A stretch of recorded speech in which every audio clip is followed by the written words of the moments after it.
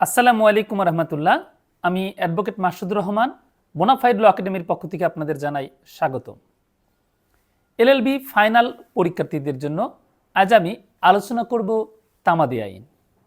যারা 2026 সালের 10 জানুয়ারি থেকে শুরু হওয়া এক্সামে অংশগ্রহণ করবেন তাদের উদ্দেশ্যে ছোট্ট একটি নোটিশ। আমরা আপনাদের জন্য একটি অনলাইন কোর্স চালু করেছিলাম। সেই কোর্সে আমরা প্রত্যেকটা সাবজেক্টে অর্থাৎ 100 মার্কসের জন্য আমরা ক্লাস নিয়েছিলাম 4 থেকে 5টি করে, কিছু কিছু ক্ষেত্রে 7 থেকে 8টি ক্লাসও নিয়েছি। এভাবে আমরা প্রায় 40-45টি ক্লাস নিয়েছি। সেই ক্লাসগুলো অনলাইনে হয়েছিল এবং জুম মিটিংয়ের মাধ্যমে নেওয়া হয়েছিল। সেই ক্লাসগুলো সব রেকর্ড করা আছে। এখন যারা ইতিপূর্বে প্রস্তুতি নিতে পারেননি, সামনে 10 তারিখের পরীক্ষায় অংশগ্রহণ করবেন, এখন প্রস্তুতি নিতে চাচ্ছেন, তাদের জন্য সুবর্ণ সুযোগ হচ্ছে সেই রেকর্ড ক্লাসগুলো আমরা এখন মাত্র 2000 টাকা মূল্যে দিচ্ছি। আমাদের এই কোর্সের মূল্য ছিল 6000 টাকা, অর্থাৎ কোর্স ফি ছিল 6000 টাকা। আমরা এখন যেহেতু এটা রেকর্ড দিচ্ছি, তো এখন যারা রেকর্ডগুলো নেবেন অর্থাৎ রেকর্ড শুনতে পারবেন, দেখতে পারবেন, তাদের জন্য কোর্স ফি হচ্ছে মাত্র 2000 টাকা। আর আপনারা চাইলে বোনাফাইড ল একাডেমি কর্তৃক প্রকাশিত যে সাজেশন ও নোট সেটাও সংগ্রহ করতে পারেন। সেই সাজেশন ও নোটের মূল্য হচ্ছে 1200 টাকা। আপনারা দেখতে পাচ্ছেন স্ক্রিনে এই যে নোটগুলো, এই নোটগুলো হচ্ছে প্রত্যেকটা সাবজেক্টে আলাদা আলাদা করে আমরা হ্যান্ড নোট প্রস্তুত করেছি। দেখেন প্রত্যেকটা সাবজেক্টের জন্য আলাদা করে, এবং এই সবগুলো সাবজেক্টের নোটের সাথে আপনারা পাবেন হচ্ছে স্পেশাল সাজেশন। আমি সাজেশনটি আপনাদের দেখাচ্ছি। এই নোটগুলোতে আপনারা সহজ সাবলীল ভাষায় আমাদের এই প্রশ্নের উত্তরগুলো দেওয়া আছে, এবং সাজেশনটি আপনারা দেখতে পাচ্ছেন স্ক্রিনে। সবগুলো সাবজেক্টের আমরা গুরুত্বপূর্ণ প্রশ্নগুলো যেগুলো আপনাদের পরীক্ষা আসতে পারে সেই প্রশ্নগুলো কিন্তু আমরা এই সাজেশনগুলোতে দিয়েছি। এখানে সবগুলো সাবজেক্ট আলাদা আলাদা করে সাজেশন দেওয়া আছে। আপনারা এই নোট ও সাজেশনটি সংগ্রহ করতে পারবেন মাত্র 1200 টাকায়। তাহলে যারা আমাদের এই রেকর্ড কোর্সে ভর্তি হতে ইচ্ছুক তারা চাইলে রেকর্ড কোর্সে ভর্তি হতে পারেন, এবং ভর্তি আপনারা চাইলে যদি আপনাদের যে নোটগুলো আছে এবং সাজেশন আছে সেগুলোও সংগ্রহ করতে পারেন। ইনশাল্লাহ আপনাদের প্রস্তুতিতে যথেষ্ট সহায়ক হবে। এখন আপনারা ভাবতে পারেন পরীক্ষা শুরু হচ্ছে 10 তারিখে, হাতে খুব বেশি সময় নেই, পড়বো কখন? আপনারা জানেন যে আপনাদের এক্সামের যে শিডিউল দেওয়া হয়েছে সেখানে প্রত্যেক সপ্তাহে একটা করে এক্সাম হবে, অর্থাৎ গ্যাপ আছে।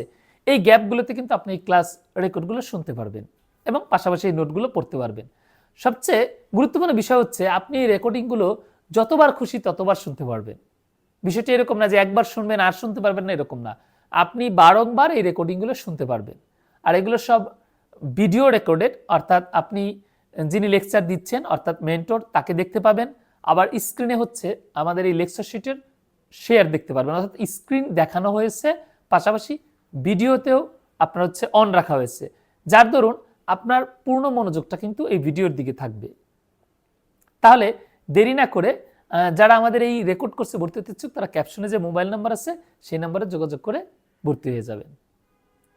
আজ আমি আলোচনা করব তামাদি আইন নিয়ে। তামাদি আইন খুবই গুরুত্বপূর্ণ একটি বিষয়, কারণ হচ্ছে এখানে দেওয়ানি কার্যবিধি এবং তামাদি আইন থেকে অনেকেই বলে থাকেন যে এই দুটো আইনের প্রশ্ন কঠিন হয়, এই দুটো আইনের প্রশ্ন কমন পড়ে না, এরকম অনেকেই বলে থাকেন। কিন্তু বিষয় হচ্ছে তামাদি আইন তো একটা ছোট আইন, সেই আইন থেকে আপনি প্রশ্নগুলো কিভাবে কমন ফেলতে পারবেন, এর মূল বিষয় হচ্ছে আপনি কিভাবে পড়ছেন সেটার উপর নির্ভর করবে। আমি আজ গুরুত্বপূর্ণ প্রশ্নগুলো আলোচনা করব যেগুলো আপনাদের এই আগামী পরীক্ষাতে আসার যথেষ্ট সম্ভাবনা আছে। আমাদের প্রথম প্রশ্ন, তামাদি আইন 1908-এর প্রথম তফসিলে বর্ণিত তামাদির মেয়াদ উত্তীর্ণ হওয়ার পরে দাখিলকৃত মামলার আইনগত ফলাফল কি? অর্থাৎ প্রশ্ন জানতে চাওয়া হয়েছে যে তামাদির মেয়াদ শেষে যদি কোনো একটি মামলা দায়ের করা হয় তাহলে সেই মামলার পরিণতি কি হবে, ফলাফল কি হবে। তামাদি আইন 1908-এর ধারা 3-এ সুস্পষ্ট করে উল্লেখ করা আছে যে তফসিলে বর্ণিত যে তামাদি মেয়াদ, সেই তামাদি মেয়াদ শেষে যদি কোনো মামলা, আপিল, আবেদন দায়ের করা হয় তাহলে আদালত সেই মামলা, আপিল, আবেদন খারিজ করে দিবে। অর্থাৎ তামাদি মেয়াদ শেষে যখন কোনো মামলা দায়ের করা হবে সেই মামলার ফলাফল হচ্ছে মামলা খারিজ, আর এটা আদালতের জন্য বাধ্যকর। অর্থাৎ আদালত অবশ্যই মামলা খারিজ করে দিবে। এমনকি অপর পক্ষ অর্থাৎ যে পক্ষের বিরুদ্ধে মোকদ্দমা দায়ের করা হয়েছে সেই পক্ষের যদি কোনো আপত্তি নাও থাকে তারপরেও আদালত খারিজ করে দিবে। এটা আদালতের জন্য নির্দেশনামূলক না, এটা আদালতের জন্য বাধ্যতামূলক। তাহলে তামাদি মেয়াদ শেষ হয়ে গেলে মামলা খারিজ হয়ে যাবে। এখানে একটা শর্ত আছে, শর্তটা হচ্ছে ধারা 4 থেকে ধারা 25 যে সুবিধা দেওয়া হয়েছে, অর্থাৎ 4 থেকে 25 ধারা পর্যন্ত যে সুবিধাগুলো দেওয়া হয়েছে সেই সুবিধাগুলো সাপেক্ষে। অর্থাৎ 4 থেকে 25 ধারার কোনো সুবিধা যদি কোনো ব্যক্তি না পায়, অর্থাৎ তার আওতার মধ্যে না পড়ে, তাহলে তার মামলাটি অবশ্যই আদালত খারিজ করে দেবে। তাহলে বিষয়টি চিন্তা করুন কেমন হতে পারে। যেমন চুক্তির সুনির্দিষ্ট কার্য সম্পাদনের মোকদ্দমার তামাদি মেয়াদ 1 বছর। আপনি মোকদ্দমাটি দায়ের করেছেন 1 বছর 2 মাস পর। আপনি যার বিরুদ্ধে মোকদ্দমা দায়ের করেছেন এই বিষয়ে তার কোনো আপত্তি নেই, অর্থাৎ তামাদি নিয়ে তার কোনো আপত্তি নেই, সে মামলায় কন্টেস্ট করতে ইচ্ছুক, কিন্তু আদালত এক্ষেত্রে মামলাটি অবশ্যই খারিজ করে দিবে। অর্থাৎ বিবাদীর আপত্তি না থাকা সত্ত্বেও আদালত কি করবে, অবশ্যই মোকদ্দমাটি খারিজ করে দিবে। কেন? কারণ এটা তামাদি দ্বারা বারিত, বার্ড বাই লিমিটেশন, তামাদি বারিত, তামাদি মেয়াদ শেষ, সুতরাং এই মামলা দায়েরের আর কোনো সুযোগ নেই।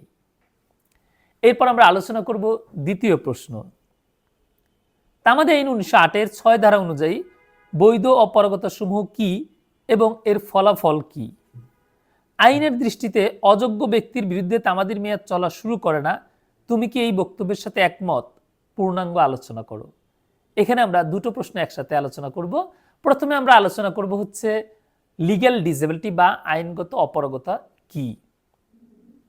তামাদি আইনের 6 ধারায় উল্লেখ করা হয়েছে যে আইনগত অপারগতা বা আইনগত অক্ষমতা, বৈধ অপারগতা, যে নামে আমরা ডাকি না কেন, মূল বিষয় হচ্ছে লিগ্যাল ডিসেবিলিটি। সেই লিগ্যাল ডিসেবিলিটি হচ্ছে 3 ধরনের। কি কি? প্রথমত হচ্ছে মাইনর, নাবালক, এরপর হচ্ছে আনসাউন্ড মাইন্ড অর্থাৎ উন্মাদ, এরপর হচ্ছে ইডিয়ট, জড়বুদ্ধি।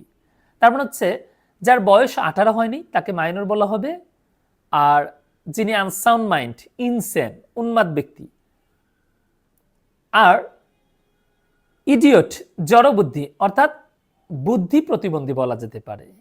তো এই ধরনের ব্যক্তির ক্ষেত্রে কি সুবিধার কথা বলা হচ্ছে? বলা হচ্ছে যে যদি কোনো ব্যক্তি কোনো মামলা দায়ের করার অধিকারী হয়, কখন? যখন সে নাবালক অথবা সে উন্মাদ অথবা তার জড়বুদ্ধিতা আছে, তখন তার বিরুদ্ধে তামাদির মেয়াদ গণনা শুরু হবে না। তাহলে লিগ্যাল ডিসেবিলিটির ফলাফল কি? ফলাফল হচ্ছে যে তার বিরুদ্ধে তামাদির মেয়াদ গণনা শুরু হচ্ছে না, এবং যখন তার এই লিগ্যাল ডিসেবিলিটির অবসান হবে, অর্থাৎ আইনগত অপারগতার অবসান হবে, তখন সে একটা নির্দিষ্ট সময়ের মধ্যে ওই মামলা দায়ের করতে পারবে। তার মানে এখানে লিগ্যাল ডিসেবিলিটি থাকার জন্য সে একটা সুবিধা পাচ্ছে। সেই সুবিধাটা কি? যে তার লিগ্যাল ডিসেবিলিটির অবসান হলেও সে মামলা দায়ের করার সুযোগ পাবে। তাহলে লিগ্যাল ডিসেবিলিটির ধরন আমরা দেখলাম কয় ধরনের এবং এর ফলাফল দেখলাম। এখানে আনুষঙ্গিক যে বিষয়টা গুরুত্বপূর্ণ সেটা হচ্ছে লিগ্যাল ডিসেবিলিটি যদি কারো একাধিক থাকে সেক্ষেত্রে দুটোরই কিন্তু সমাধান হতে হবে। যেমন 15 বছর বয়সী একজন নাবালক আবার কিছুদিন পর উন্মাদ হয়ে গেল, এখন তার সমস্যা কয়টা? 2টা, অর্থাৎ লিগ্যাল ডিসেবিলিটি কয়টা? 2টা। এই 2টারই কি হতে হবে? সমাধান হতে হবে। এই দুটো সমস্যার সমাধান যখন হবে তখন তার বিরুদ্ধে তামাদির মেয়াদ গণনা শুরু হবে। এই প্রশ্নের সাথে সংযুক্ত অংশ ছিল যে আইনের দৃষ্টিতে অযোগ্য ব্যক্তির বিরুদ্ধে তামাদির মেয়াদ চলা শুরু করে না, তুমি কি এই বক্তব্যের সাথে একমত? হ্যাঁ, আমি এই বক্তব্যের সাথে একমত। কেন? কারণ হচ্ছে তামাদি আইনের 6 ধারা বলছে যে লিগ্যাল ডিসেবিলিটি থাকাকালীন যদি কেউ মামলা দায়ের করার অধিকারী হয় তাহলে তার বিরুদ্ধে তামাদির মেয়াদ গণনা শুরু হবে না। আইনে অযোগ্য ব্যক্তি বলতে বোঝানো হচ্ছে লিগ্যাল ডিসেবিলিটি যার আছে। সুতরাং যার লিগ্যাল ডিসেবিলিটি আছে তার বিরুদ্ধে তামাদির মেয়াদ গণনা শুরু হবে না। তামাদি আইনের 8 ধারা অনুযায়ী যখন তার লিগ্যাল ডিসেবিলিটির অবসান হবে তখন সে একটা নির্দিষ্ট সময়ের মধ্যে মামলা মোকদ্দমা দায়েরের সুযোগ পাবে। তো সুতরাং আইনের অযোগ্য ব্যক্তির বিরুদ্ধে তামাদির মেয়াদ গণনা চলতে পারে না। এরপর আমরা আলোচনা করব আমাদের পরবর্তী প্রশ্ন, তামাদি আইনের স্বীকৃতির ফলাফল আলোচনা করো, আইনগত স্বীকৃতির উপাদানগুলি বর্ণনা দাও। Effect of acknowledgement in writing. লিখিত স্বীকারোক্তির ফলাফল, যা তামাদি আইনের 19 ধারায় আলোচনা করা হয়েছে। পাশাপাশি 20 ধারাতেও কিন্তু এর একটা প্রভাব আছে। তবে আমরা 19 ধারাটাই আলোচনা করব, যেখানে আমরা দেখব যে মূল বিষয়টা বলা হয়েছে যে কোনো সম্পত্তি বা কোনো অধিকারের বিষয়ে যখন যার কাছে এটা দাবি করা হচ্ছে কোনো অধিকার বা সম্পত্তি, সেই ব্যক্তি যদি তামাদি মেয়াদ শেষ হওয়ার পূর্বেই কোনো লিখিত স্বীকৃতি দেয় ওই বিষয়ে, সেক্ষেত্রে নতুন করে তামাদি মেয়াদ গণনা শুরু হবে। এখানে ফ্রেশ লিমিটেশন পিরিয়ড এই শব্দগুলো খুবই গুরুত্বপূর্ণ। তাহলে কি হবে? নতুন করে তামাদি মেয়াদ গণনা শুরু হবে। তাহলে খেয়াল করুন, এখানে যে বিষয়টি বোঝাতে চেয়েছে সেটা হচ্ছে কোনো সম্পত্তি বা অধিকার আপনি যার কাছে দাবি করবেন তার বিরুদ্ধে মোকদ্দমা দায়ের করবেন। এখন সেই মোকদ্দমা দায়েরের তো একটা নির্দিষ্ট সময়সীমা থাকে। সেই সময়সীমা শেষ হওয়ার পূর্বেই যদি সেই ব্যক্তি সেই বিষয়টা স্বীকার করে নেয়, তাহলে কি হবে? তাহলে সেই ব্যক্তির বিরুদ্ধে আপনার নতুন করে তামাদি মেয়াদ গণনা শুরু হবে। এই নতুন করে তামাদি মেয়াদ গণনা শুরু হওয়ার বিষয়টা আমরা আরেকটু স্পষ্ট হই একটা উদাহরণের মাধ্যমে। যেমন আপনার দলিল সংশোধনের মোকদ্দমার তামাদি মেয়াদ হচ্ছে 3 বছর। কোন একটা দলিল আপনি সংশোধন করতে চাচ্ছেন, এখন যার বিরুদ্ধে আপনি মোকদ্দমা দায়ের করার অধিকারী হলেন, সেই ব্যক্তি আপনার এই 3 বছরের পূর্বেই 2 বছর ধরেন 2 বছর 3 মাস পরে সে বলল যে ঠিক আছে, আমি দলিলটি সংশোধন করে দিব, আমাকে সাব রেজিস্ট্রি অফিসে নিয়ে চলো, তবে আমাকে কিছুদিন সময় দাও। এই মর্মে সে একটা লিখিতে দিল যে সে দলিলটি রেজিস্ট্রি করে দিবে। এখন খেয়াল করেন, এই যে সে যে লিখিত দিল 2 বছর 3 মাস পর, সেদিন থেকে আবার নতুন করে তামাদি মেয়াদ গণনা শুরু হবে এবং 3 বছর মেয়াদ থাকবে। অর্থাৎ যেন কজ অফ অ্যাকশন অ্যারাইজ হলো কবে? যেদিন সে লিখিতভাবে স্বীকার করলো সেদিন থেকে। তো সবগুলো মামলার ক্ষেত্রে, যে মামলার মেয়াদ 12 বছর, 12 বছরের আগে, যে মামলার মেয়াদ তামাদি মেয়াদ হচ্ছে আপনার 6 মাস, 6 মাসের পূর্বে, 1 বছর হলে 1 বছরের পূর্বে, অর্থাৎ তামাদি মেয়াদ থাকাকালীন কি করতে হবে? লিখিতভাবে স্বীকার করতে হবে। আবার বিষয়টি এরকম নয়, ওই সম্পত্তি বা অধিকারের বিষয়ে তার কোনো অঙ্গীকার করতে হবে। অঙ্গীকার না করলেও চলবে। তার কাছে যে অধিকারটি পাওয়া যাবে, তার কাছে যে সম্পত্তিটি পাওয়া যাবে, এটা সে মেনে নিলেই হলো। তবে সেটা কিভাবে নিতে হবে? লিখিতভাবে নিতে হবে। তাহলে আমরা দেখলাম লিখিত স্বীকারোক্তির ফলাফল কি, এবং এখানে দুটো ইংলিশ বাক্য আপনারা মনে রাখবেন। Effect of acknowledgement in writing, অর্থাৎ লিখিত স্বীকারোক্তির ফলাফল বা প্রভাব। আরেকটি বাক্য হচ্ছে ফ্রেশ লিমিটেশন পিরিয়ড, নতুন করে তামাদি মেয়াদ গণনা শুরু। এটার সাথে আমাদের যুক্ত প্রশ্ন আছে যে আইনগত স্বীকৃতির উপাদানগুলির বর্ণনা, অর্থাৎ এই যে লিখিত স্বীকারোক্তি, সেটার কিছু উপাদান থাকতে হবে। আবার কি সেই উপাদানগুলো? প্রথমত এটা লিখিত হতে হবে, কারণ এখানে বলা হয়েছে লিখিত স্বীকারোক্তির ফলাফল। মুখে মুখে যদি স্বীকার করে নেয় সেটার কোনো মূল্য থাকবে না, সেটার কোনো গুরুত্ব থাকবে না। অবশ্যই লিখিত রূপ থাকতে হবে। তারপর আরেকটি উপাদান হচ্ছে আপনার তামাদি মেয়াদ শেষ হওয়ার পূর্বে এই স্বীকারোক্তি দিতে হবে, এই স্বীকৃতি দিতে হবে। কখন? তামাদি মেয়াদ শেষ হওয়ার পূর্বেই। তামাদি মেয়াদ শেষ হওয়ার পরে যদি সে কোনো স্বীকৃতি দেয়, তাহলে নতুন করে তামাদি মেয়াদ গণনা শুরু হবে না, কারণ একবার তামাদি মেয়াদ শেষ হয়ে গেলে সেই বিষয়ে আসলে আর কোনো কিছু করার থাকে না। তো তামাদি মেয়াদ শেষ হওয়ার আগেই এই স্বীকৃতিটি দিতে হবে। স্বীকৃতি কে দিবে?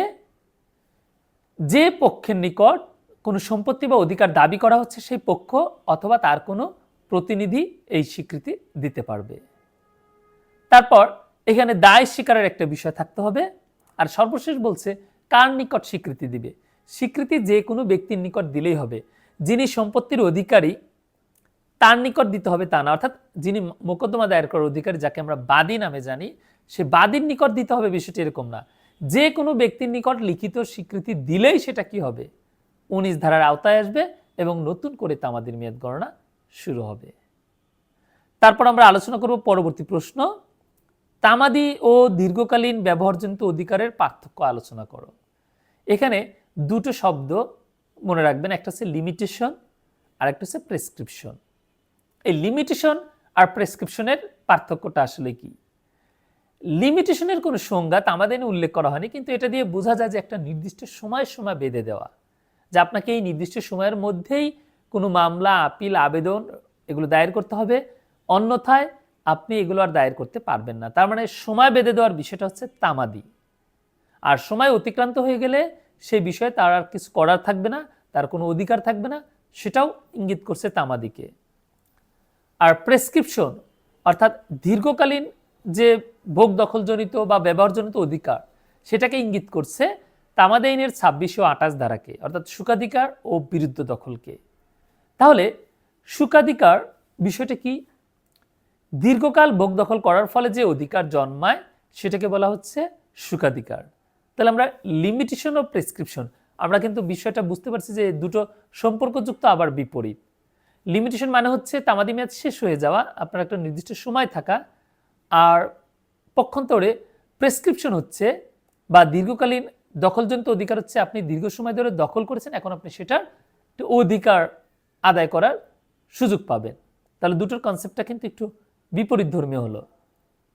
আবার আমরা যদি তামাদির বিষয়টি দেখি, যে তামাদির উল্লেখ করা আছে তামাদি আইনের শিডিউলে, তফসিলে, প্রথম তফসিলে উল্লেখ করা আছে পক্ষান্তরে প্রেসক্রিপশন বা দীর্ঘকালীন অধিকার বা দীর্ঘকালীন ভোগ দখলজনিত অধিকারের বিষয়টি উল্লেখ করা আছে তামাদি আইনের 26 ধারা এবং 28 ধারায়, যেখানে সুখাধিকার ও বিরুদ্ধ দখলের বিষয়টি আছে। এরপর আমরা আলোচনা করব পরবর্তী প্রশ্ন আমাদের, পক্ষগণের মতৈক্য তামাদি আইনের সময় বৃদ্ধি করে না। এর সাথে আরো কিছু যুক্ত প্রশ্ন আছে, আমি প্রথমে এইটুকুন আলোচনা করি। পক্ষগণের মতৈক্য অর্থাৎ দুই পক্ষ একমত হয়েও তামাদের মেয়াদ বৃদ্ধি করতে পারে না। পক্ষগণের ঐকমত্য তামাদের মেয়াদ বৃদ্ধি করতে পারে না। এই নানান ধরনের ঘুরিয়ে ফিরিয়ে এভাবে প্রশ্ন আসতে পারে। এখানে যে প্রশ্নটা করা হয়েছে তার মূল বিষয়টা হচ্ছে পক্ষরা চুক্তি করে বা অন্য কোনোভাবে তামাদির মেয়াদ বাড়াতে পারবে কিনা। উত্তর হচ্ছে না, পারবে না। তামাদি আইনের তফসিলে যে তামাদি মেয়াদ উল্লেখ করা আছে সেটাই তামাদি মেয়াদ হিসেবে গণ্য হবে, সেটাকে কোনোভাবে বাড়ানো বা কমানো যাবে না। অর্থাৎ আপনি চুক্তির মাধ্যমে আইনকে ওভাররাইড করতে পারবেন না, যে আপনি আইনে একরকম বলা আছে, সে আইনের ব্যত্যয় ঘটিয়ে আপনি চুক্তি করবেন, চুক্তি করিয়ে আপনি সেই তামাদির মেয়াদ বাড়াবেন বা কমাবেন, এটা কোনোভাবেই সম্ভব হবে না। এজন্য দুই পক্ষ একমত হয়েও তামাদির মেয়াদ বৃদ্ধি করতে পারে না। এখন আপনার মনে প্রশ্ন আসতে পারে, এই কথাটি কোথায় বলা আছে? এটা মূলত ধারা 3-এর আলোকেই বিভিন্ন মামলায় এটা এস্টাবলিশড হয়েছে। যেমন ধারা 3-এ আমরা বলেছিলাম যে অপরপক্ষ যদি আপত্তি নাও করে, অর্থাৎ যার বিরুদ্ধে মোকদ্দমা দায়ের করা হয়েছে সে যদি আপত্তি নাও করে, তারপরেও কি হবে? আদালত অবশ্যই মামলা খারিজ করে দিবে। কেন? কারণ দুই পক্ষ একমত হয়েও তো আমাদের মেয়াদ বৃদ্ধি করতে পারে না। অর্থাৎ বাদী ও বিবাদী বলছে যে ঠিক আছে, চুক্তির সুনির্দিষ্ট কার্য সম্পাদনের মোকদ্দমার তামাদি মেয়াদ 1 বছর, আমাদের চুক্তির সুনির্দিষ্ট কার্য সম্পাদনের মোকদ্দমার তামাদি মেয়াদ হবে 5 বছর, এটা চলবে না। অথবা বাদী মোকদ্দমা দায়ের করেছে তামাদি মেয়াদ শেষে, বিবাদী বলছে আমার কোনো আপত্তি নেই, আমি মামলাটি প্রতিদ্বন্দ্বিতা করতে চাই, আমি প্রতিদ্বন্দ্বিতা করে তাকে মামলায় হারাতে চাই, তারপরেও আদালত কি করবে? মামলা খারিজ করে দেবে। কেন? কারণ দুই পক্ষ একমত হয়েও কোনোভাবে কখনো তামাদির মেয়াদ বাড়াতেও পারবে না, কমাতেও পারবে না। আমরা আলোচনা করছি তামাদি আইন। সুপ্রিয় এলএলবি ফাইনাল পরীক্ষার্থীগণ, 2026 সালের 10 জানুয়ারি থেকে আপনাদের পরীক্ষা শুরু হবে। ইতিমধ্যেই প্রস্তুতি নেওয়া শুরু করেছেন অনেকেই, হাতে আপনাদের খুব বেশি সময় নেই। এই সময়টা আপনারা কাজে লাগাতে পারেন দুইটা উপায়ে। এক হচ্ছে আপনি চাইলে আপনি যে কোনো হ্যান্ড নোট থেকে প্রস্তুতি নিতে পারেন পড়াশোনা করে। সেক্ষেত্রে বোনাফাইড ল একাডেমি আপনাদের জন্য প্রকাশ করেছে স্পেশাল লেকচার শিট ও হ্যান্ড নোট। এখানে প্রত্যেকটা সাবজেক্ট আলাদা আলাদা করে দেওয়া আছে এবং এখানে পর্যাপ্ত প্রশ্ন আছে, অর্থাৎ এখান থেকে আপনারা ভালো রকম কমন পাবেন। এটা যদি আপনারা ভালো করে পড়তে পারেন, দেখবেন যে আপনারা বেশিরভাগ প্রশ্নই কিন্তু এখান থেকে আপনারা কমন পাবেন। বিগত সালের প্রশ্নগুলোতে কিন্তু তাই এরকম হয়েছে যে আমাদের এই নোটগুলো থেকে ক্ষেত্র বিশেষে 90%, ক্ষেত্র বিশেষে 100% কমন পড়েছে। আর এখানে যে প্রশ্নগুলো দেওয়া আছে সেগুলো থেকে আপনাদের পরীক্ষার জন্য আবার আমরা আরও একটি সাজেশন তৈরি করেছি, স্পেশাল সাজেশন। অর্থাৎ এই প্রশ্নগুলো অনেক বেশি গুরুত্বপূর্ণ। এই নোট ও সাজেশন মাত্র 1200 টাকা মূল্য। আপনারা এই নোট ও সাজেশন সংগ্রহ করে আপনাদের প্রস্তুতিটাকে ঝালাই করে নিতে পারেন। পাশাপাশি বোনাফাইড ল একাডেমি আপনাদের জন্য একটি সুবর্ণ সুযোগ দিয়েছে। সেটা হচ্ছে আমরা আপনাদের এই পরীক্ষা উপলক্ষে একটি অনলাইন কোর্স চালু করেছিলাম, যে কোর্সে প্রায় 40 থেকে 45টি ক্লাস সম্পন্ন হয়েছে। সেই ক্লাসগুলো হয়েছিল অনলাইনে জুম মিটিংয়ের মাধ্যমে এবং সবগুলো ক্লাস রেকর্ড করা আছে। সেই ক্লাসের বৈশিষ্ট্য হচ্ছে আপনি মেন্টরকে দেখতে পারবেন, অর্থাৎ এটা ভিডিও অন করা থাকবে, পাশাপাশি স্ক্রিনে আপনি লেকচার শিটগুলো শেয়ার দেওয়া হয়েছে সেটাও আপনি দেখতে পারবেন। আর এই ভিডিও রেকর্ডিং যেগুলো আছে, এই কোর্সটি আপনি করতে পারছেন মাত্র 2000 টাকা দিয়ে। আমাদের মূল কোর্স ফি ছিল 6000 টাকা মূল্যের। আমরা যেহেতু শুধু রেকর্ডিং দিচ্ছি, এখন আপনারা এই রেকর্ড ক্লাসগুলো শোনার জন্য মাত্র 2000 টাকা ফি দিয়ে আপনারা এই সবগুলো ক্লাস শুনতে পারবেন। আর পাশাপাশি যারা আমাদের লেকচার শিট বা হ্যান্ডনোট সংগ্রহ করতে চান, তারা মাত্র 1200 টাকা মূল্য দিয়ে আমাদের এই লেকচার শিট বা হ্যান্ডনোটটাও সংগ্রহ করতে পারবেন। আপনারা ভাবতে পারেন যে আপনাদের হাতে খুব বেশি সময় নেই, এটা আমি নিজেই বললাম, যে তাহলে আমরা পড়বো কখন? আপনাদের পরীক্ষার যে শিডিউল আপনারা দেখেছেন ইতিমধ্যে, সেখানে কিন্তু পরীক্ষায় গ্যাপ আছে, অর্থাৎ প্রতি সপ্তাহে একটা করে এক্সাম হবে। তো আপনি এক একটা সাবজেক্ট পড়ার জন্য আপনি কিন্তু 1 সপ্তাহ সময় পাচ্ছেন। সেই সময়টাতে আপনি চাইলে আমাদের এই নোটগুলো বারংবার পড়তে পারবেন, আমাদের এই ভিডিওগুলো অর্থাৎ রেকর্ড ক্লাসগুলো বারংবার আপনারা শুনতে পারবেন। আর রেকর্ড ক্লাসের বৈশিষ্ট্য, আরেকটা বৈশিষ্ট্য হচ্ছে আপনি এই রেকর্ডগুলো যতবার খুশি মন চায় ততবার শুনতে পারবেন। তো সুতরাং আপনার এই রেকর্ড ক্লাস আর হচ্ছে আপনার এই যে আমাদের লেকচার শিট, সেটা পড়ার মাধ্যমে আপনাদের প্রস্তুতি কিন্তু যথেষ্ট ভালো হবে। তাছাড়া এই আপনাদের যে পরীক্ষাগুলো হবে, এই পরীক্ষাগুলো আপনাদের জন্য বিশেষ করে গুরুত্বপূর্ণ, কারণ এখানের বেশিরভাগ সাবজেক্ট কিন্তু পরবর্তীতে আপনারা যখন বার কাউন্সিল পরীক্ষা দিবেন, অর্থাৎ অ্যাডভোকেট হওয়ার জন্য যে পরীক্ষা দিবেন, সেই পরীক্ষাগুলোতেও কিন্তু এই সাবজেক্টগুলো থেকে প্রশ্ন হবে। আমরা আলোচনা করছি তামাদি আইন। আমাদের পরবর্তী প্রশ্ন, বিরুদ্ধ দখল বলতে কি বোঝায়? বিরুদ্ধ দখলের দাবি দখলকারী ব্যক্তিকে চূড়ান্ত সত্য প্রদান করে কি? 1908 সনের তামাদি আইনে বিরুদ্ধ দখলের যে অত্যাবশ্যকীয় উপাদান দেওয়া আছে তা আলোচনা করো। অ্যাডভার্স পজেশন, বিরুদ্ধ দখল। প্রথমে আমরা দেখব এই বিরুদ্ধ দখল কি। অ্যাডভার্স পজেশন বা বিরুদ্ধ দখলের কোনো সংজ্ঞা তামাদি আইনে উল্লেখ করা হয়নি। এমনকি তামাদি আইনের 28 ধারায় যে অ্যাডভার্স পজেশনের যে নীতির প্রতিফলন হচ্ছে, সেখানেও এই অ্যাডভার্স পজেশন শব্দটি নেই। বরঞ্চ সেখানে বলা হয়েছে যে নির্দিষ্ট তামাদি মেয়াদ শেষে যদি আপনার মোকদ্দমা দায়ের করা না হয়, তাহলে সম্পত্তিতে ওই ব্যক্তির অধিকার বিলুপ্ত হয়ে যাবে। এক্সটিংগুইশমেন্ট অফ রাইট, এই যে অধিকার বিলুপ্ত হলো কার? যিনি মোকদ্দমা দায়ের করার অধিকারী হওয়া সত্ত্বেও মোকদ্দমা দায়ের করলেন না। তাহলে একজনের অধিকার যদি বিলুপ্ত হয়ে যায়, তাহলে ওখানে তো কারো না কারো অধিকার তৈরি হবে। কার অধিকার তৈরি হবে? যিনি এই যে 12 বছর ধরে ভোগ দখল করে আসছেন, যার বিরুদ্ধে মোকদ্দমা দায়ের করা যেত কিন্তু মোকদ্দমা দায়ের করা হয়নি, এই তিনি যদি এই যে 12 বছর একাধারে ভোগ দখল করেন, তাহলে তিনি সেখানে ওই সম্পত্তির মালিক হয়ে যাবেন। আর এই যে মালিক হলেন, তিনি কি সূত্রে? দখল সূত্রে। আর সেই দখলের নামই হচ্ছে অ্যাডভার্স পজেশন বা বিরুদ্ধ দখল। এখন আমরা দেখব যে বিরুদ্ধ দখলের দাবি দখলকারী ব্যক্তিকে চূড়ান্ত সত্য প্রদান করে কিনা। উত্তর হচ্ছে হ্যাঁ, করে। অর্থাৎ দখল সূত্রেও আপনি টাইটেল বা মালিকানা অর্জন করতে পারবেন। এটা হচ্ছে দখল সূত্রে মালিকানা অর্জন। তার মানে মালিকানা অর্জন করা যায় বিভিন্নভাবে, যেমন ক্রয় সূত্রে, উত্তরাধিকার সূত্রে, দান সূত্রে, বিভিন্ন সূত্রে হয়। আরও একটি সূত্র হচ্ছে দখল সূত্রে, অর্থাৎ দীর্ঘদিন ভোগ দখল করার ফলে আপনি কোন একটি সম্পত্তির মালিক হতে পারেন, এবং সেটা অ্যাবসলিউটলি অর্থাৎ চূড়ান্তভাবে আপনি হতে পারেন। যদিও সেক্ষেত্রে কিছু প্রক্রিয়া আছে, আপনাকে আদালতের দ্বারস্থ হতে হবে, আদালতের দ্বারস্থ আপনাকে আপনার পক্ষে রায় আনতে হবে, সেই রায় পরে কার্যকর করতে হবে। এভাবে আপনি কি হতে পারেন? দখল সূত্রেও জমির চূড়ান্ত সত্য অর্থাৎ টাইটেল বা মালিকানা অর্জন করতে পারেন। এরপরে বলছে যে এই বিরুদ্ধ দখলের অত্যাবশ্যকীয় উপাদান কি কি? অ্যাডভার্স পজেশনের উপাদান কি হবে সেটা কিন্তু তামাদি আইনের 28 ধারাতে বলা হয়নি। এটা বিভিন্ন রায়ের আলোকে প্রতিষ্ঠিত হয়েছে যে বিরুদ্ধ দখল মূলে যদি কেউ সম্পত্তির মালিক হতে চায়, তাহলে তাকে অবশ্যই যে বিষয়গুলো প্রমাণ করতে হবে। প্রথমত, আপনাকে 12 বছর দখল প্রমাণ করতে হবে, এবং সেই দখলটা হবে অ্যাকচুয়াল পজেশন, প্রকৃত দখল। আপনি প্রকৃত অর্থে যে সেটা দখল করেছেন, যদি সেটা এরকম হয় চাষযোগ্য হয়, তাহলে আপনি চাষ করেছেন। যদি সেটা বসবাসযোগ্য হয়, তাহলে আপনি সেখানে বসবাস করেছেন। তো এটা হবে প্রকৃত দখল থাকতে হবে, অ্যাকচুয়াল পজিশন। শুধু একটা ব্যানার টাঙিয়ে দিলেন বা আপনি মাঝে মাঝে দখল করেন, মাঝে মাঝে দখলে থাকেন না, তা হবে না। আবার এই 12 বছরের দখলটা হতে হবে কন্টিনিউয়াসলি, একাধারে হতে হবে। আপনি 6 মাস দখলে থাকেন, 6 মাস আপনার কোনো খোঁজ থাকে না, তাহলে হবে না। একাধারে দখল করতে হবে, একটানা দখল করতে হবে। এবং আরেকটি উপাদান হচ্ছে এই দখলটি করতে হবে অবশ্যই অবশ্যই মালিকের জ্ঞাতসারে, যিনি মূল মালিক, যিনি সম্পত্তির প্রকৃত অর্থে মালিক, তার জ্ঞাতসারে আপনি দখল করবেন, তারপরেও তিনি কোনো মোকদ্দমা দায়ের করবেন না। এভাবে 12 বছর পার হয়ে গেলে আপনি সেই সম্পত্তির মালিক হয়ে যাবেন। আপনি কে? আপনি হচ্ছেন দখল সূত্রে মালিক। তাহলে মূল মালিকের জ্ঞাতসারে করতে হবে। শুধু তাই না, পৃথিবীর সকলের বিরুদ্ধে আপনার দখল করতে হবে। অর্থাৎ ওই সম্পত্তিতে, আপনার দখলকৃত সম্পত্তিতে যদি কেউ প্রবেশ করতে চায়, আপনি তাকে বাধা দিবেন এমনভাবে যেন আপনি নিজে ওই সম্পত্তির মালিক। তার মানে কোনো একটা সম্পত্তি যখন আপনি নিজের মতো করে মালিকানা দাবি করে আপনি যখন ভোগ দখল করবেন 12 বছর, এই ভোগ দখলটার নাম হবে বিরুদ্ধ দখল, এবং এইভাবে আপনি সম্পত্তির মালিকানা অর্জন করতে পারবেন।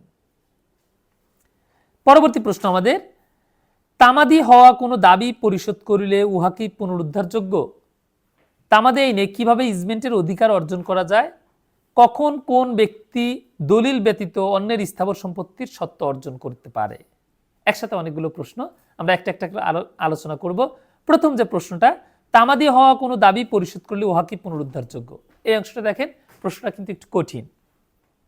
আমরা পড়েছি তামাদি মেয়াদ শেষ হয়ে গেলে সেই বিষয়ে আর কোনো কিছু করার থাকে না, যদি না সে ধারা 4 থেকে 25 ধারায় কোনো সুবিধা পেয়ে থাকে। তাহলে তামাদি মেয়াদ অতিক্রান্ত হয়ে গিয়েছে, এরকম কোনো একটা দাবি অনুযায়ী যদি কেউ কোনো রেমেডি পায়, সেটা আবার ফিরিয়ে নিতে পারবে কিনা, এটা হচ্ছে প্রশ্ন। যেমন আপনার চুক্তির সুনির্দিষ্ট কার্য সম্পাদনের তামাদির মেয়াদ হচ্ছে 1 বছর, অর্থাৎ চুক্তির সুনির্দিষ্ট কার্য সম্পাদনের মোকদ্দমার তামাদি মেয়াদ হচ্ছে 1 বছর। এখন 1 বছর পার হয়ে গিয়েছে, মামলা দায়ের করেনি কোনো পক্ষই। এখন 1 বছর পর যিনি জমিটি ক্রয় করেছিলেন, অর্থাৎ ক্রয় করার চুক্তি করেছিলেন, তিনি বিক্রেতাকে কি করতে পারেন, আপনার দাবি করতে পারেন তার নিকট যে আপনি সম্পত্তিটি রেজিস্ট্রি করে দেন। এখন ওই বিক্রেতা যদি সম্পত্তিটি রেজিস্ট্রি করে দেয়, যাদের মধ্যে বায়নানামা হয়েছিল, পরবর্তীতে ওই বিক্রেতা আবার কি এই সূত্রে এই দাবিতে সেটা পুনরুদ্ধার করতে পারবে কিনা, যে তার সাথে যে আমার চুক্তি হয়েছিল, সে চুক্তির আমি যে লঙ্ঘন করেছি তার জন্য যে তামাদি মেয়াদ ছিল, সে তো তামাদি মেয়াদের মধ্যে কোনো অ্যাকশন নেয়নি, তা আমি এটা দিতে বাধ্য না, আমি এখন এটা ফিরিয়ে নিতে চাচ্ছি। সে পারবে কিনা? উত্তর হচ্ছে পারবে না। কারণ কি? তামাদি আইনের একটা বাধ্যবাধকতা আছে, সেটা আইনগত। আপনি নির্দিষ্ট তামাদি মেয়াদের মধ্যে মামলা দায়ের করতে পারবেন যদি কোনো ব্যক্তি কোনো আইনের অধিকার লঙ্ঘন করে। কিন্তু এর বাইরে তো একটা বিষয় থাকে, সেটা কি? যে বাদী বা বিবাদী যাদের মধ্যে মামলা মোকদ্দমা করা হচ্ছে না, তারা নিজেরাই যখন আপনার আপোষ মীমাংসার মাধ্যমে বা নিজে থেকে যখন তারা কি করবে, কোনো একটা বিষয়ের সুরাহা করবে, যদিও আইনে কি আছে যে তামাদির যে নির্দিষ্ট মেয়াদ ছিল সেটা অতিক্রান্ত হয়ে গেছে, অর্থাৎ বিক্রেতার জন্য এটা বাধ্যবাধকতা নাই আর এখন, তবু বিক্রেতা কি করেছে, সেই সম্পত্তি রেজিস্ট্রি করে দিয়েছে। এখন সেই সম্পত্তি আর ওই বিক্রেতা ফেরত পাবে না। তার মানে কোন একটা অধিকারের বিষয়ে তামাদি মেয়াদ শেষ হয়ে গিয়েছে, কোনো মামলা মোকদ্দমা হয়নি, দুই পক্ষ আপোষ মীমাংসার মাধ্যমে নিজেরা বিষয়টার সমাধান করেছে। পরবর্তীতে কোনো পক্ষ বলতে পারবে না যে এটা তো তামাদি মেয়াদ শেষ হয়ে গিয়েছিল, আমি এই বিষয়ে কি করতে বাধ্য না, আমি এই অধিকার বাস্তবায়ন করতে বাধ্য না, আমি আমার অধিকার ফেরত চাই, এটা আর সে বলতে পারবে না। এটির সাথে যুক্ত প্রশ্ন ছিল যে ইজমেন্টের অধিকার কিভাবে অর্জন করা যায়। তামাদি আইনের ধারা 2 উপধারা 5-এ ইজমেন্ট বা সুকাধিকারের সংজ্ঞা দেওয়া আছে, আর 26 দ্বারা এর উপায়ের কথা বলা আছে, যে কিভাবে সুকাধিকার বা বর্তসত্ত্ব বা দীর্ঘকালীন ভোগ দখলজনিত অধিকার বা ইজমেন্ট রাইট যেটাই বলি, কিভাবে অর্জন করা যাবে। সেখানে বলা হয়েছে কোনো দালান কোঠায় অর্থাৎ বিল্ডিংয়ে কোনো আলো বাতাস বা কোনো পথ চলার অধিকার বা পানির ব্যবহার বা জলাশয়ের ব্যবহারের অধিকার, এগুলো যদি কেউ একাধারে 20 বছর ধরে শান্তিপূর্ণভাবে প্রকাশ্যে অধিকার বলে আপনারা কি করে ভোগ করে, তখন সেখানে কি হবে, ইজমেন্ট রাইট বা সুকাধিকার তৈরি হবে। আর সরকারের ক্ষেত্রে এটা হবে 60 বছর, অর্থাৎ সাধারণ ব্যক্তির বিরুদ্ধে ভোগ দখল করতে হবে 20 বছর, আর সরকারের বিরুদ্ধে হচ্ছে 60 বছর, 60 ইয়ার্স। খেয়াল করুন এখানে যে কন্ডিশনগুলো দিয়েছে সব ক্ষেত্রে না, কিন্তু কোনো দালানে আলো বাতাস অথবা পথ চলার অধিকার, আমরা যে চলাচল করি গ্রাম অঞ্চলে দেখবেন যে সরু রাস্তা থাকে, সেই রাস্তাগুলো সবাই এমনভাবে ব্যবহার করে যেন এটা তার নিজের রাস্তা, অর্থাৎ এখানে অন্য কেউ বাধা দিতে পারবে না। বাধাহীনভাবে প্রকাশ্যে 20 বছর ধরে যখন শান্তিপূর্ণভাবে এরকম ভোগ করবে তখন সেখানে তার একটা অধিকার তৈরি হবে, সেই অধিকারের নামই হচ্ছে ইজমেন্ট রাইট বা সুকাধিকার। এরপরে আমরা দেখব পরবর্তী প্রশ্ন, যে দলিল ব্যতীত অন্যের স্থাবর সম্পত্তিতে মালিকানা অর্জন করা যায় কিনা।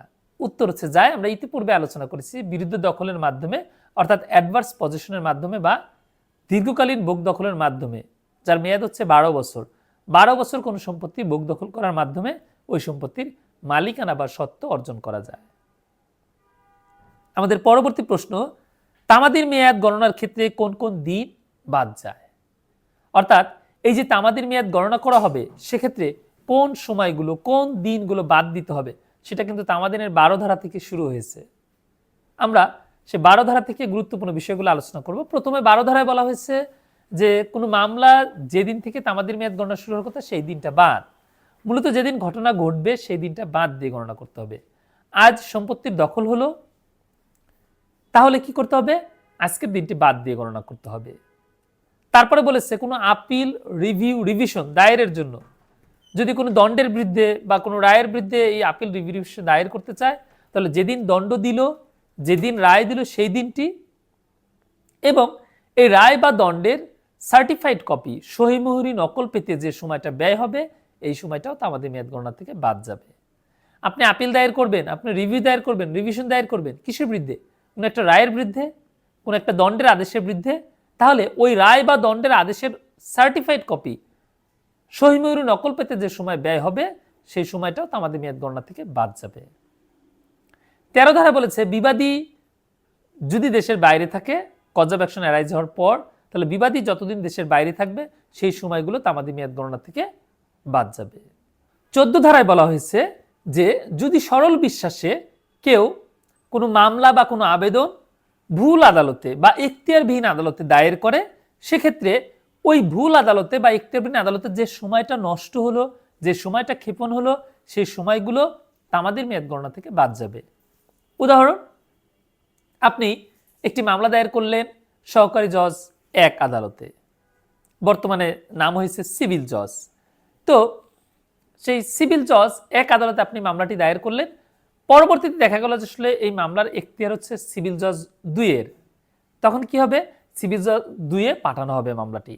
এখন আপনি যখন সিভিল জজ 2-এ গিয়ে এই মামলাটি দায়ের করতে চাচ্ছেন, সিভিল জজ 2 বলল এই মামলাটা তো তামাদি মেয়াদ 1 মাস আগে শেষ হয়ে গিয়েছে, তখন আপনি কি করবেন? 14 ধারায় আবেদন করবেন যে সিভিল জজ 1-এ গিয়ে যে আপনি সময়গুলো ক্ষেপণ করলেন, নষ্ট করলেন, এই সময়গুলো তামাদির মেয়াদ গণনা থেকে বাদ দেওয়ার জন্য। আর 15 ধারায় বলা হয়েছে যে আদালতের কোনো আদেশ বা নিষেধাজ্ঞার মাধ্যমে যখন কোনো একটি মোকদ্দমা দায়ের করা স্থগিত রাখা হয়, তাহলে যেদিন আদালত এই আদেশ বা নিষেধাজ্ঞা দিল, যতদিন এই আদেশ বা নিষেধাজ্ঞা চললো এবং যেদিন এই আদেশ বা নিষেধাজ্ঞা প্রত্যাহার করলো, এই পুরো সময়টাই তামাদি মেয়াদ গণনা থেকে বাদ যাবে। এরপর আমরা পরবর্তী প্রশ্ন আলোচনা করব।